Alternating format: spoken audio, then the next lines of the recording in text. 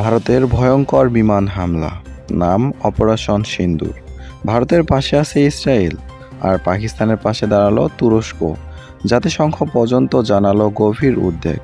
কি হচ্ছে উপমহাদেশে, চলুন জানি পুরো ঘটনা। কাশ্মীরের পহেলগ্রামে সন্ত্রাসী হামলার 26 জন নিহত হওয়ার পর ভারত চালায় কড়া জবাব, অপারেশন সিন্দুর।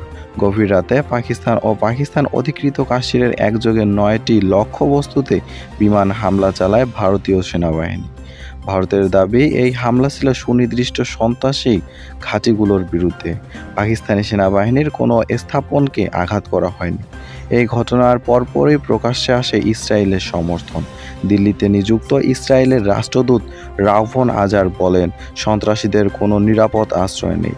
ভারতের আত্মরক্ষার অধিকারকে আমরা সমর্থন করি। অন্যদিকে ভিন্ন সুরে কথা বলে তুরস্ক।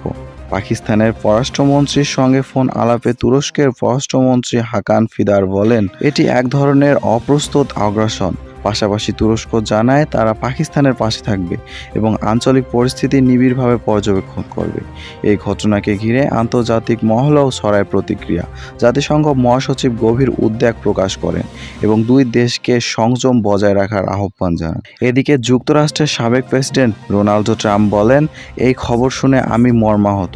আশা করি ভারত পাকিস্তানের উত্তেজনা দ্রুতই শান্ত হবে। উপমহাদেশে যেন উত্তেজনার আগুন জ্বলেছে। সামনের দিনগুলোতে কি হয় সেটাই এখন দেখার বিষয়।